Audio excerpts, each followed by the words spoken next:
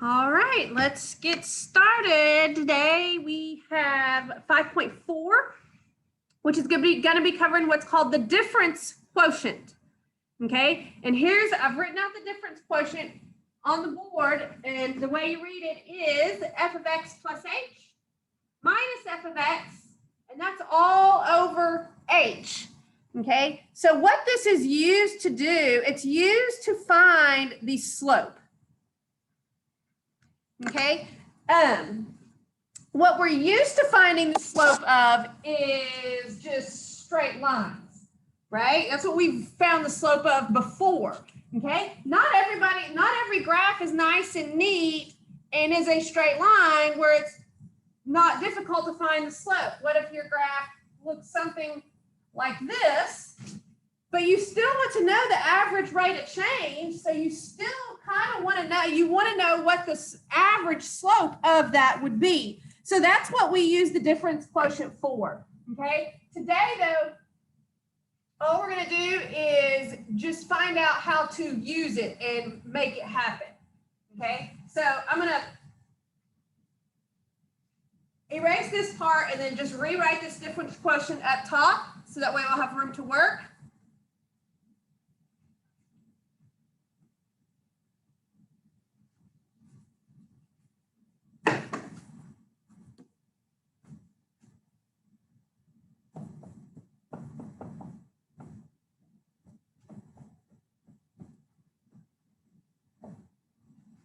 Okay, so there's our difference quotient.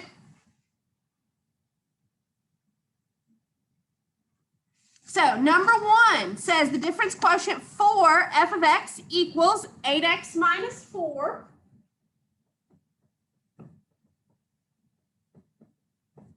Is what? So we're going to use the difference quotient to evaluate this. So the first part says I need to find f of x plus h. So what does that mean to do? That means to go to your function, and wherever you see an x, just like always, you're going to replace it with what's in these parentheses. So wherever I see an x, I'm going to put an x plus h. So let's start off with that. So I have 8. Instead of x, I write x plus h, and then minus 4. So again, just rewriting this function, replacing the x with an x plus h. So there's the first part. Then it says minus, you're going to subtract the actual function. So here's my f of x right here. So I'm just going to subtract 8x minus 4. Now look how this is written. If you don't put parentheses around that, that's just going to be subtracting the 8x. So make sure you put parentheses around that whole function. Okay, and then that's all going to be over h, but we're going to worry about that in a little bit. Let's simplify what this right here is going to be. So let's distribute our things to remove our parentheses. So if I distribute this 8, I will have 8x plus 8 times h is 8h. Bring down my minus 4. And then I'll distribute this negative here, which is just going to change signs, right? So this will turn this into a negative 8x and that into a positive 4. Now, when you distributed that negative and changed the signs of these two terms, that makes these two terms actually cancel out something up front. So this plus 4 should have a minus 4 to cancel out, and it does. The minus 8x should have a plus 8x to cancel out, and it does. So look what you are left with once you've simplified and done the canceling. You're just left with 8h.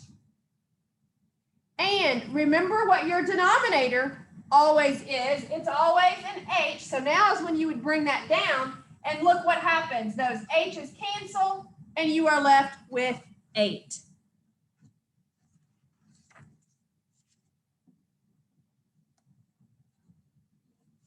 Okay? And remember at the beginning how I told you that what this difference quotient does is it finds the slope. Well, look at this original function. remember, f of x means the same thing as y. So this is like this says y equals 8x minus 4. Well, this is the equation of a line, a straight line. And remember the slope-intercept form, that which would be y equals mx plus b. And which one of these numbers tells you what the slope is? The number hooked onto the x. So I could have told this one just by saying, well, this is linear because the x isn't squared or cubed or anything like that. I already know its slope because it's in slope-intercept form. It's going to be that number right there. Okay, now we have the difference quotient because sometimes the x is squared and sometimes it's cubed. So we do have to know how to use it. Okay, but just to show that this is the same slope that we got by looking at it in slope-intercept form. Okay, let's look at number 2.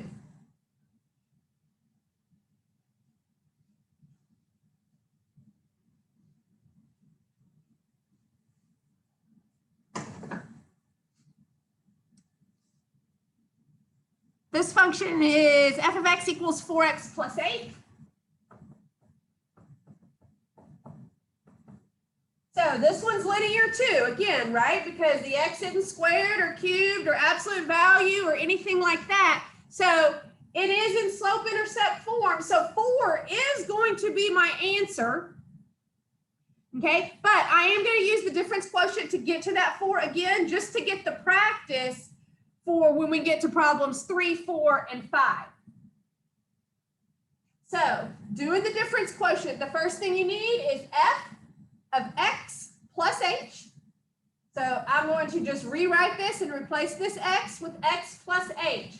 So when I do that, I have 4 x plus h, bring down the plus 8, then minus in parentheses. Remember, the second part of the top is to subtract the actual function. So I'm going to subtract 4x plus 8.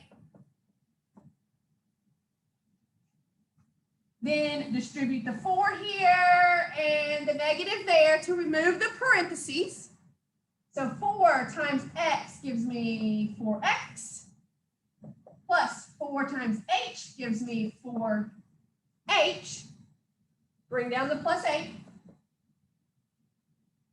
And then distribute the negative, which is going to change those signs, which again is going to make what comes out of here cancel something up front. So if I distribute this negative, I'll have minus 4x and minus 8. So let's see what cancels. The minus 8 will cancel out this plus 8. The minus 4x will cancel out that plus 4x. So all you're left with is 4h.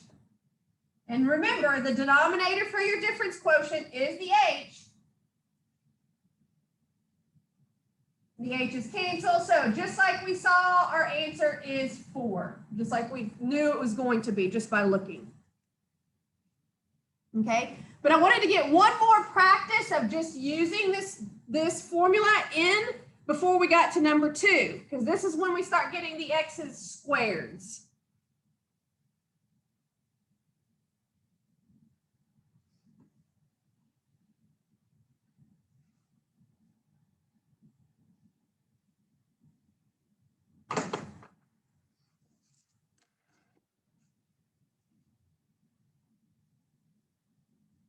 Number 3, this function is f of x equals x squared plus 7.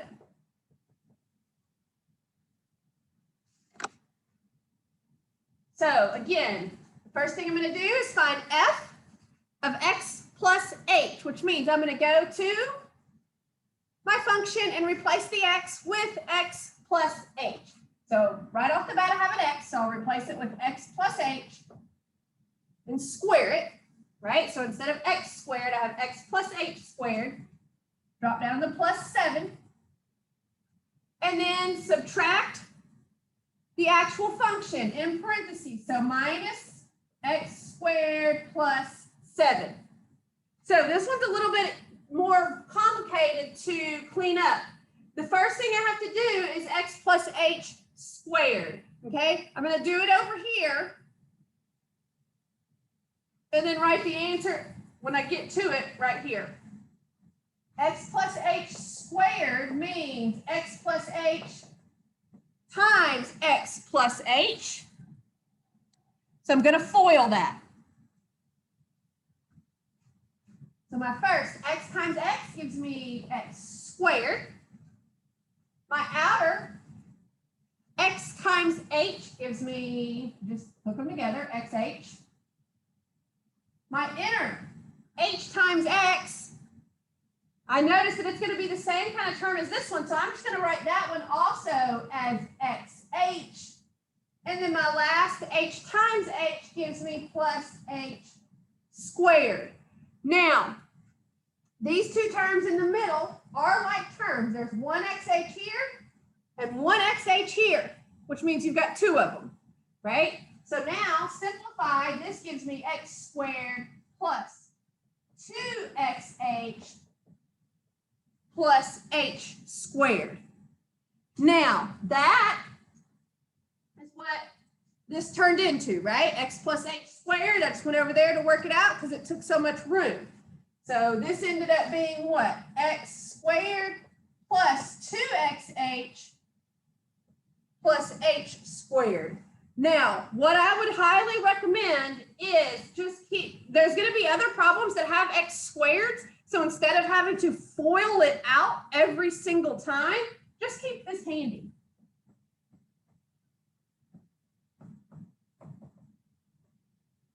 So that way, anytime you see x plus h and you have to square it in the middle of a problem like this, instead of FOILing it out every time, just say, oh yeah, I've got it handy right here. I've already done it once. I don't need to do it every time. So here's my x plus h squared. Drop down my plus 7. Distribute this negative, so that makes that minus x squared and minus 7. So let's see, let's clean it up. My minus 7 cancels out my plus 7. My minus x squared cancels out my positive x squared. So let's see what's left with this one. I've got 2xh plus h squared. And remember what your denominator is. Your denominator is always that h. Now, look at your numerator. Look what both terms have in common. They both have an h. We're going to use that to help us simplify this fraction. I'm going to pull out an h from each of these. It's like it's its greatest common factor. You're going to pull it out and put in parentheses what's left. So if I took the h out of this first term, all that's going to be left in it is the 2x. Plus, if I took an h out of this term, I'm still going to have an h left, right? Because I had h squared. If I pulled one of them out, I still have an h. And remember, your denominator is h, which means that h cancels that one. And this right here is your answer, 2x plus h.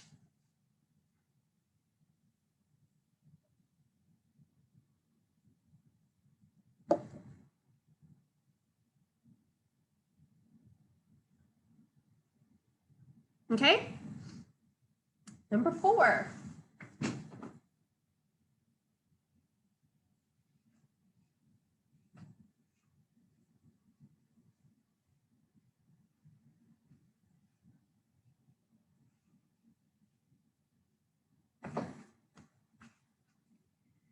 All right, this function, number 4, f of x equals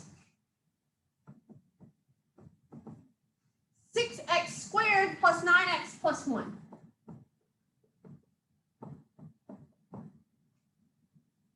All right, so this one's going to be a little more in-depth and complicated.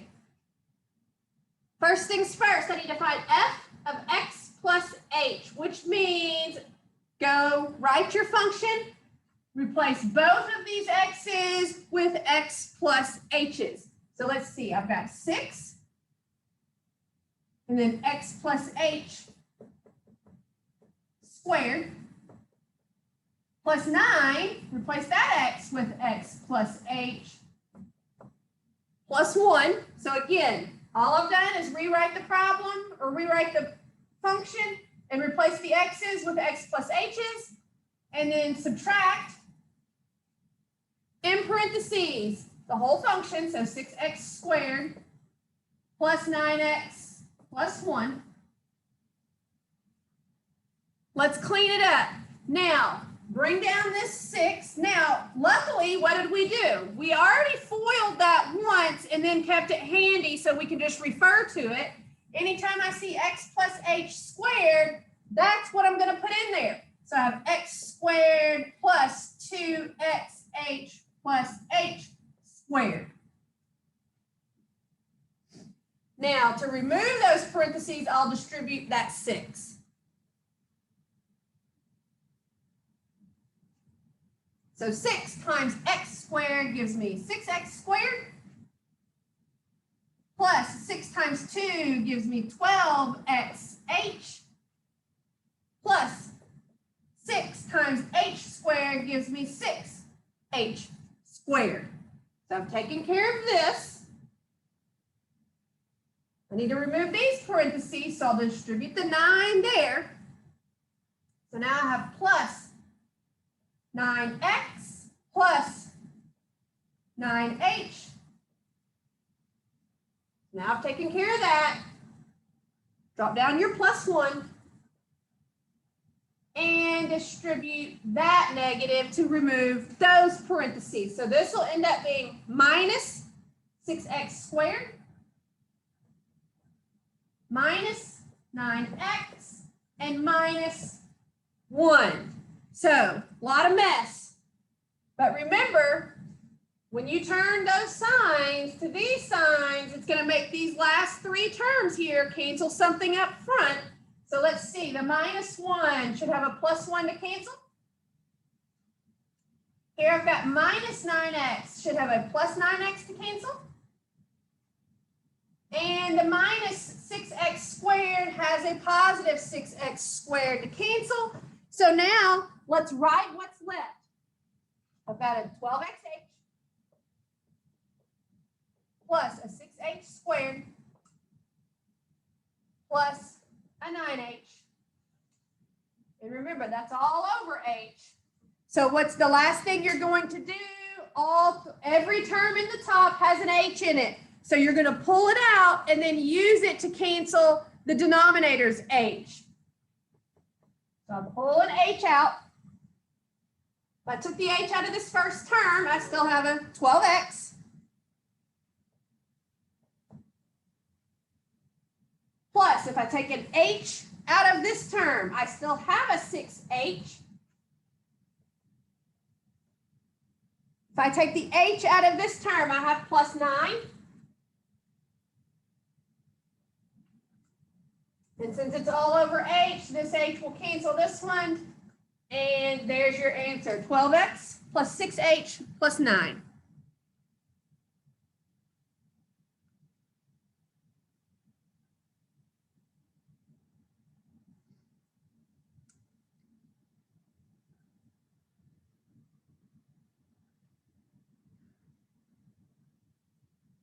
All right, last one, number 5.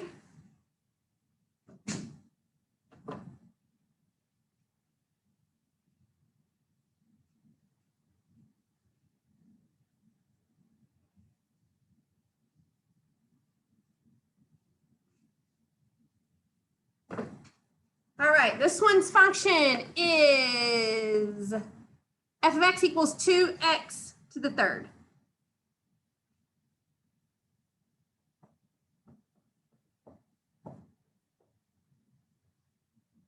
So now instead of x squared, we're going to have x to the third, which really makes it interesting.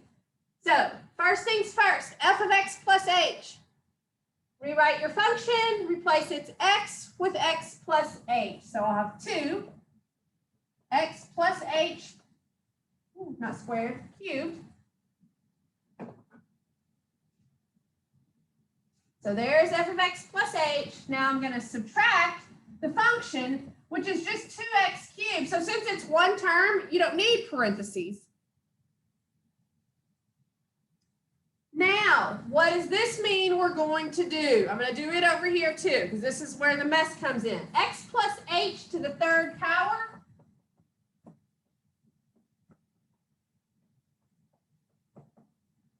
means to multiply it together 3 times.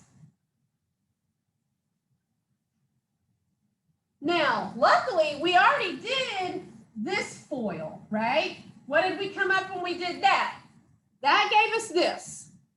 So I'm going to go ahead and just rewrite this. So x squared plus 2xh plus h squared from multiplying the first two together. But now I have to multiply this times this last one. Which means what? I'm going to distribute all 3 of the terms in the first parenthesis to both terms in the second parenthesis. So let's see, I've got x squared times x, which gives me x to the third. Then I have x squared times h.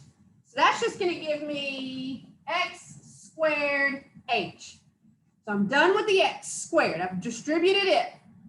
Now I'm going to distribute this 2xh to both of these. So the first part, let's see, 2xh times x. So if you multiply 2xh times x, this x is just going to turn this x into x squared, right? So let's write that. So plus 2x squared h. So that took care of doing it there. Now we have to do it to the h. So what's going to happen when you multiply 2xh times h? This h will just turn that h squared. So let's write that. Plus 2x h squared. So now I'm done with this. So the last thing I have to distribute is this h squared to both of those. Okay, so I'm going to write this a little different. So I have h squared times x, which will just give me, I'm going to write it like this, h squared x. And then h squared times h gives me h to the third. Now, let's combine our like terms. Let's see, which terms are like? And your like terms are if you have the same letters and those letters have the same exponents. So is there another one that has an x squared and an h?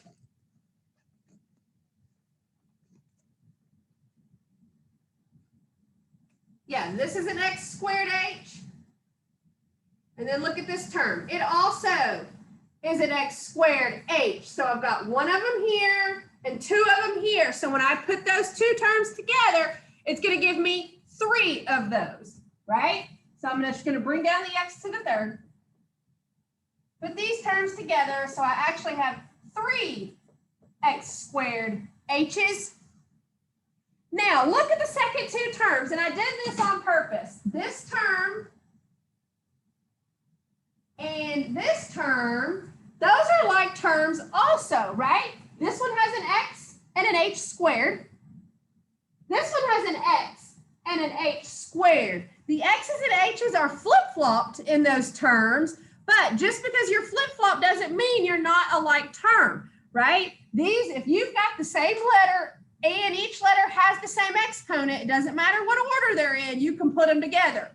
So I have 2 xh squareds here, and then 1 more there.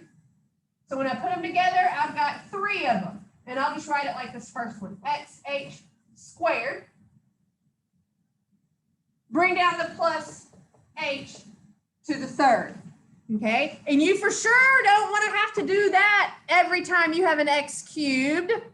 So I would keep this handy also. Whenever you do this homework, since we've already done these 2 things, let's just make sure that that's what you're going to put in.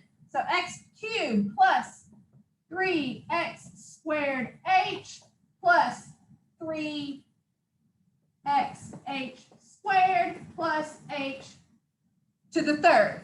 Okay, so anytime you see x plus h squared, that's what you're going to put in. Anytime you see x plus h to the third, you'll put in that bottom one. So, all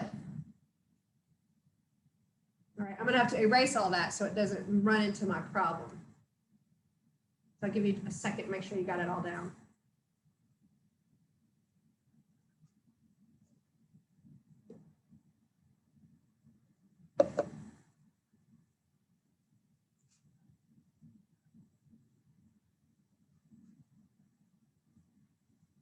Okay, so there's x plus h to the third.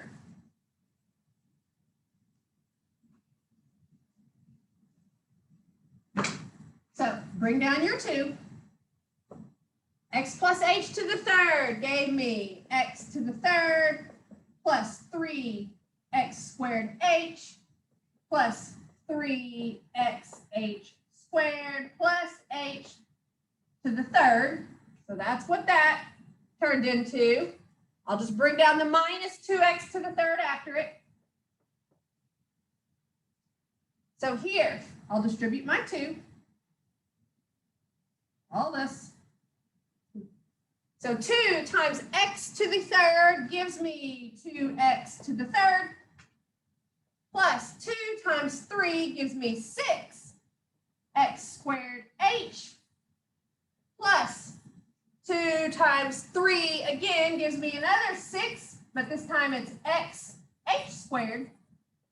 Plus distribute the 2 to this last one, which gives me 2h to the third.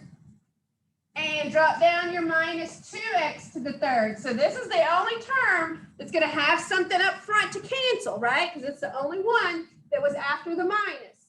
So this minus 2x to the third should have a positive 2x to the third to cancel. So let's see what is left. I've got 6x squared h plus 6x h squared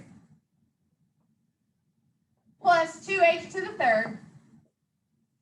And remember, that's always over h.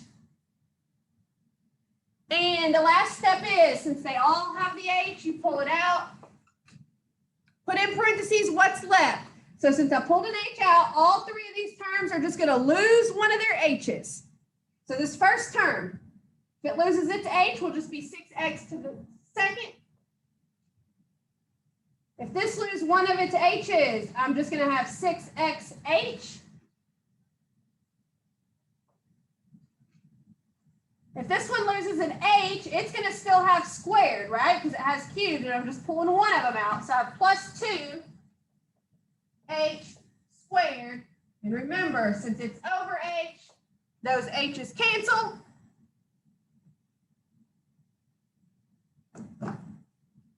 And there's your answer.